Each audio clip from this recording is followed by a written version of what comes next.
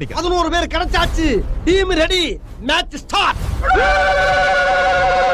Cricket Tamil நேயர்களுக்கு வணக்கம். இப்போ இன்னொன்று ஒரு ஸ்குவாட் அனௌன்ஸ்மெண்ட் பற்றி தான் பேச போகிறோம். T20 ஸ்குவாட்ஸில் இன்னும் ஒரு 2 டீம் பற்றி, பாகிஸ்தான் அண்ட் நேபாள். ஸோ நம்ம கூட இதை பற்றி பேசுகிறதுக்கு ஸ்டீவன்சன் ப்ரோ ஜாயின் பண்ணியிருக்காரு. வணக்கம் ப்ரோ. ஹலோ. ஸோ வழக்கம் போல் ஒரு பெரிய டீம்லேருந்து ஸ்டார்ட் பண்ணுறோம்னால பாகிஸ்தான்லேருந்து ஸ்டார்ட் பண்ணுறோம், நேபாள் இல்லாமல். ஸோ பாகிஸ்தானோட ஸ்குவாட் அப்படியே நான் வந்து வாசிச்சிடுறேன். சல்மான் அகா வந்து கேப்டன், ஷஹீன் ஷா அஃப்ரிதி, அப்ரார் அஹ்மத், ஃபஹீம் அஷ்ரஃப், சைம் அயூப், பாபர் அசம், அப்புறம் வந்து ஷஹீப் அஸ்தா ஃபர்ஹான், உஸ்மான் கான், ஷதாப் கான், சல்மான் மிர்சா, கவாஜா நஃபை, முகமது நவாஸ், நசீம் ஷா, அதுக்கப்புறம் வந்து Usman Tariq and Fakhar Zaman. So இந்த ஸ்குவாட் வந்து எனக்கு நான் கொஞ்சம் ஜஸ்ட்டாக சொல்லணும்னு நினச்சா, இப்போ ரீசெண்டாக பயங்கரமாக கான்ட்ரவர்சி அஸ் வெல் அஸ் வந்து பயங்கர பர்ஃபார்மன்ஸ் வைஸில் பார்த்தா அந்த உஸ்மான் தாரிக் வந்திருக்காரு. அவரோட பவுலிங் வந்து சக்கிள் ஆகுது அப்படின்னு சொல்லி அவர் வந்து ஒரு லீக்ல இருந்துலாம் வந்து பர்ஃபார்மன்ஸ் பண்ண வேணான்னு இருக்காங்க. பட் இப்போ ரீசெண்டாக அவர் மேலே ஒரு ரொம்ப அலிகேஷன்ஸ் வைக்க ஆரம்பிச்சிருக்காங்க. அண்ட் இந்த சீரீஸ்லேயுமே வந்து இப்போ ஆஸ்திரேலியா கூட விளையாண்ட சீரீஸில் ஆஸ்திரேலியன் பிளேயர்ஸும் வந்து நாட் ஹாப்பி. க்ரீன் வந்து அதை ரொம்ப எக்ஸ்பிரஸ் பண்ணி பேசியிருந்தாரு. அது வந்து திரும்ப உஸ்மான் தாரிக் வந்து கமெண்ட் பண்ணி இதுலலாம் அவரோட ஸ்டோரியில் போட்ட மாதிரிலாம் நிறையா நம்ம பார்த்தோம். பட் அது தாண்டி நம்ம பார்த்தா எனக்கு தெரிஞ்ச as well as still bowling unit is been strong. Shaheen Shah Afridi will open. அதுக்கப்புறம் அவருக்கு வந்து நசீம் ஷா இருக்காரு. இந்த சைட் பவுலிங்கில் ஷதாப் கான் அண்ட் அதர் பவுலர்ஸும் இருக்காங்க. அவங்களுக்கு இந்த தடவை பவுலிங் யூனிட்ல தி சேம் திங், அவங்க ஒரு ஸ்ட்ராங்கர் யூனிட்டாகவே தான் இப்பயும் வராங்க.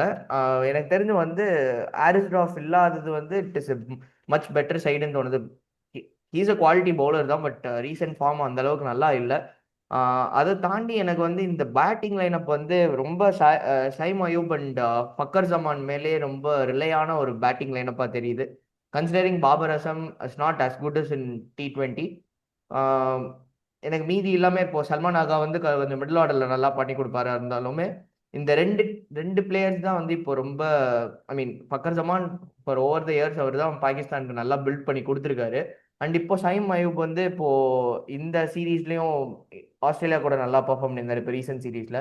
அண்ட் ஒரு young talent is been last டைமே கொஞ்சம் ரூல்ட் அவுட் ஆயிட்டாரு ஒரு இது இன்ஜுரினால லாஸ்ட் டோர்னமெண்ட்ஸ்ல.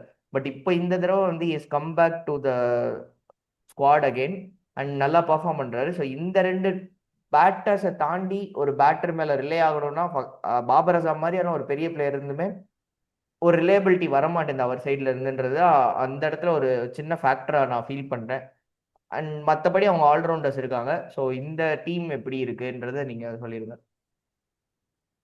அதாவது இந்த டீம் நம்ம பார்த்தோம் அப்படின்னா அவங்க கண்டிஷன்ஸ்க்கு ஏற்ற மாதிரி எடுத்திருக்காங்க.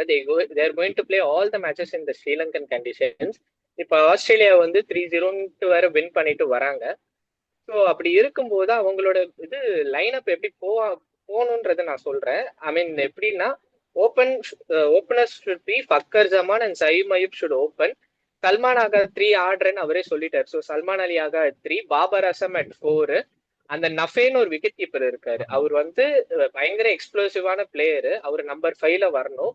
அண்ட் நம்பர் 6ல வந்துட்டு உங்களுக்கு ஷாதாப் கான் வந்துருவாரு. நம்பர் 7ல முகமது நவாஸ், நம்பர் 8ல உங்களுக்கு ஃபஹீம் அஷ்ரஃப் ஆடிடுவாங்க. நம்பர் 9ல வந்துட்டு உங்களுக்கு அப்ரார் அஹ்மத், ஷஹீன் ஷா அஃப்ரிடி, நம்பர் 10ல அப்ரார் அஹ்மத், நம்பர் 11ல வந்து உங்களுக்கு நசீம் ஷா. ஸோ இது வந்து உங்களுக்கு விளையாடிடுவாங்க. அவங்களோட மெயின் இது என்ன இருக்கும் அப்படின்னு வந்து பாத்தீங்கன்னா, இஷ்யூன்றது வந்து என்ன இருக்கும்னா அவங்களுடைய எக்ஸ்ப்ளோசிவ்னஸ் என்ன அவங்க பண்ணுவாங்க அப்படின்னா, இந்த லைனப் இப்ப நான் சொன்ன லைனப் வந்து it's not bad at all. கண்டிப்பா வந்து ஸ்ரீலங்கன் கண்டிஷன்ஸ்ல உங்களுக்கு டஃப்பான ஒரு இதுவா தான் இருக்கும். ஏன்னா கிட்டத்தட்ட அவங்களுக்கு எத்தனை ஸ்பின்னர்னு பாருங்க.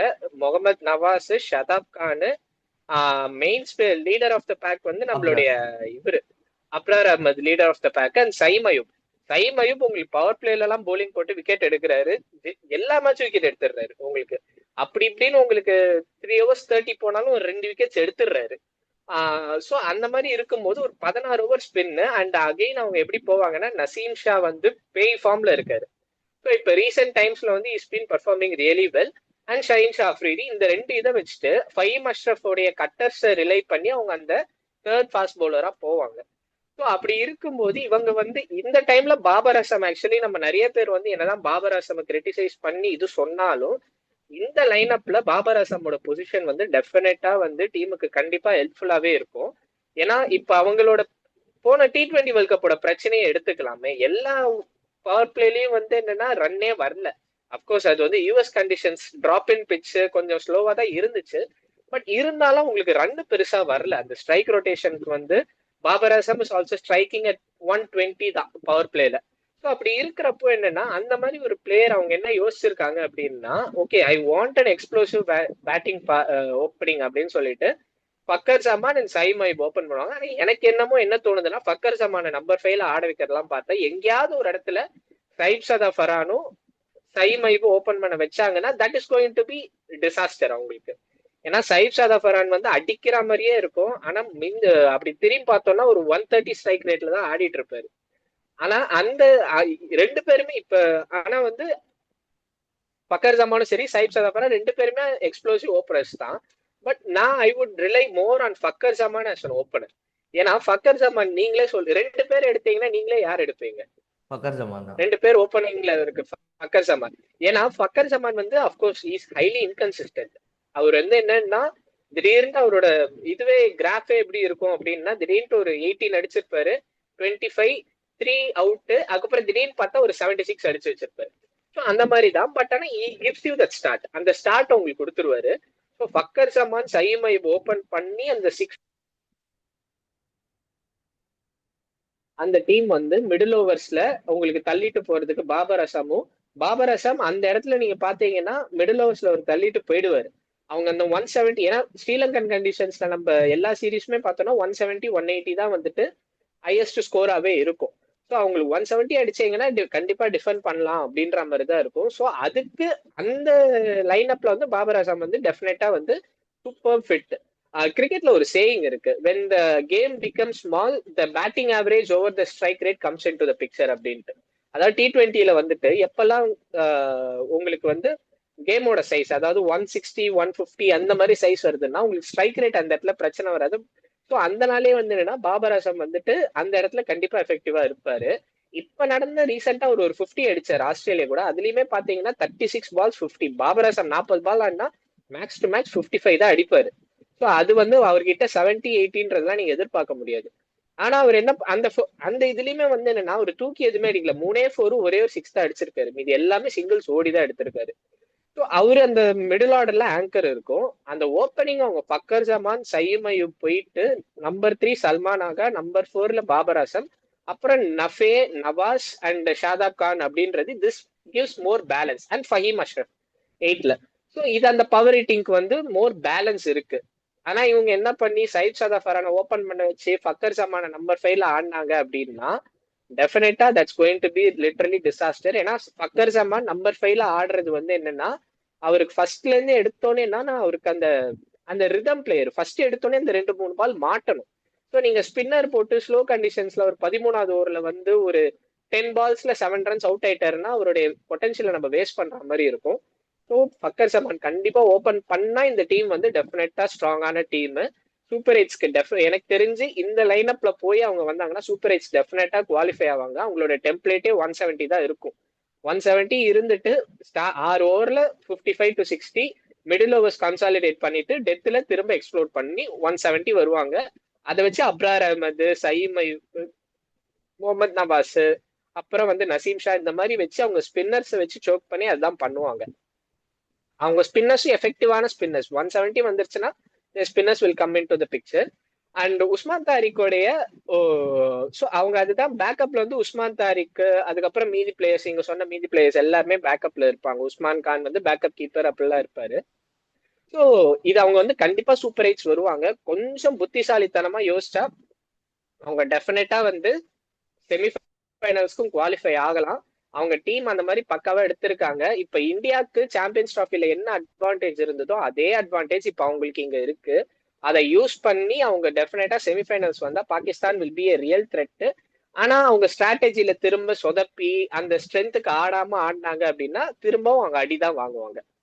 இந்த வாட்டி அவங்கள நம்ம ஜாலியா எடுத்துக்க முடியாது. There serious team to contend with.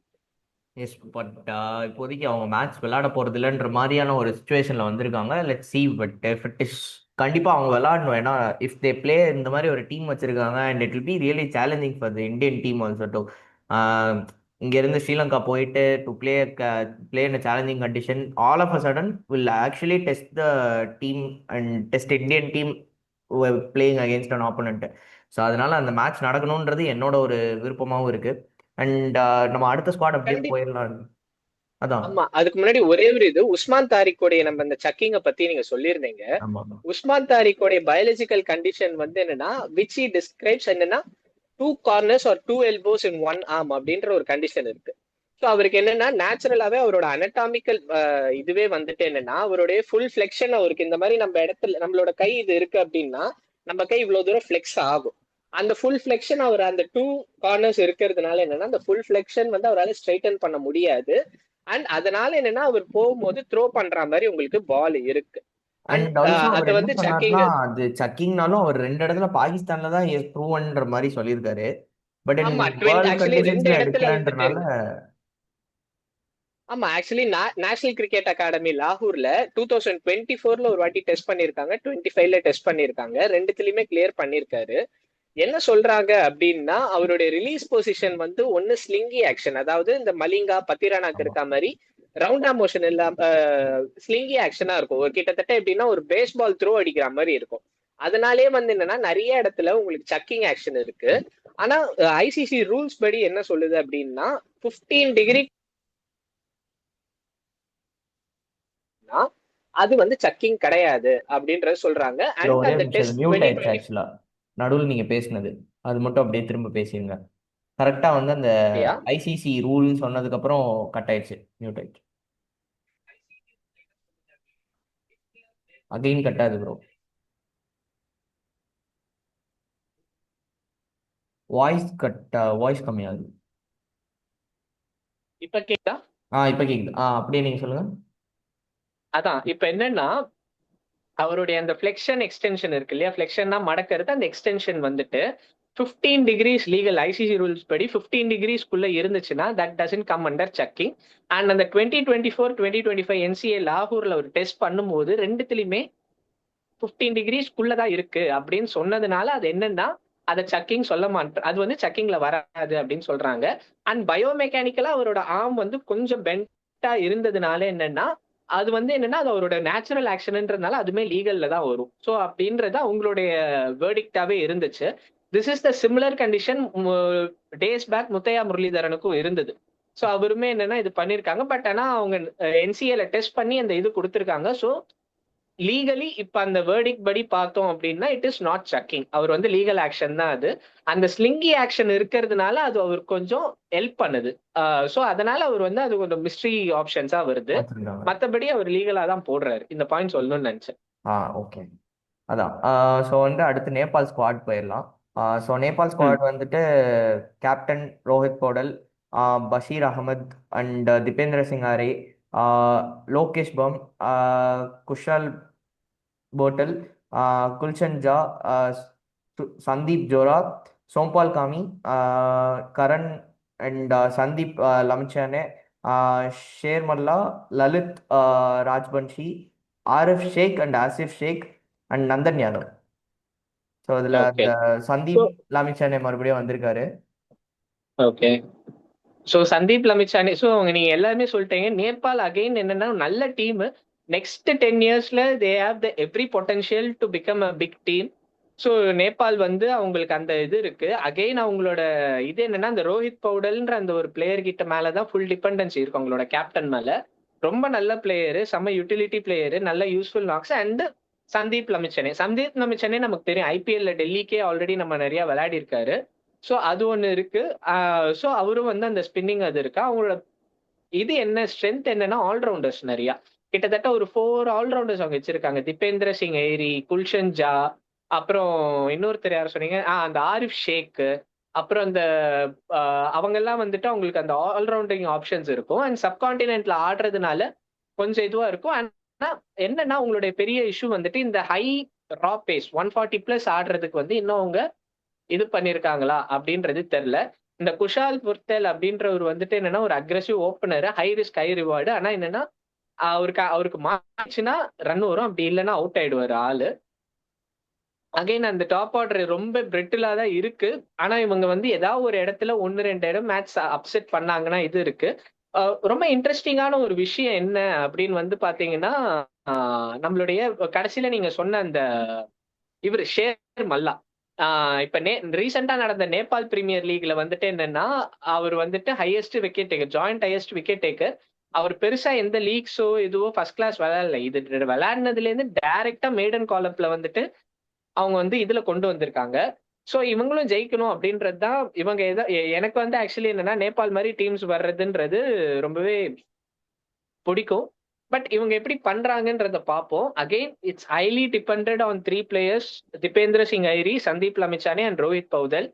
So இவங்க 3 பேரும் அவங்க ஏதாவது பெர்ஃபார்ம் பண்ணாங்கன்னா மேபி ஹியர் அண்ட் தேர் அவங்க ஏதாவது ஒரு மேட்ச் ஜெயிக்கலாம். அண்ட் மோர் தென் தட் என்னன்னா இந்த மாதிரி டீம்ஸ்க்கு வரும்போது இவங்க ஓகே ஆப்போனன்ட் யாரா இருக்க, இப்போ வந்து ஒரு இந்தியா இல்ல ஒரு ஆப்போனன்ட் ஒரு ஆஸ்திரேலியா நியூசிலாந்து அப்படின்றத பார்க்காம எனக்கு எவ்வளவு வரும் என்னால வந்து இப்போ அவங்க சேஸ் பண்றாங்க ஒரு 190 சேஸ் பண்றாங்கன்னா ஒரு 150 ஃபார் 6 150 ஃபார் 7 அப்படின்னு வந்து முடிச்சாங்க அப்படின்னா அதுவே வந்து அவங்க நல்ல கிரிக்கெட் ஆடி இது பண்றதுக்கு இது.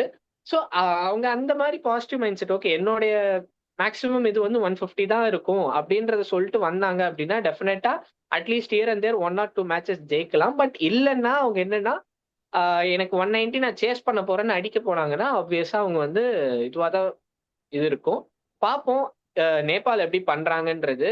ஸோ இன்ட்ரெஸ்டிங்கா இருக்க போகுது. இந்த குரூப்புமே வந்து என்னன்னா இன்ட்ரெஸ்டிங்கா இருக்க போகுது.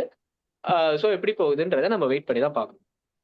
ஓகே, ஸோ நம்ம 2 டீம் இன்னைக்கு டிஸ்கஸ் பண்ணியிருக்கோம் இந்த வீடியோவில். அண்ட் அப்கமிங் வீடியோஸில் மீதி ஸ்குவாட்ஸை டிஸ்கஸ் பண்ணுவோம். அதுதான் இப்போது நெக்ஸ்ட் வீக் வந்து இந்த வீக்கே ஸ்டார்ட் பண்ணுறாங்க T20 வேர்ல்ட் கப்.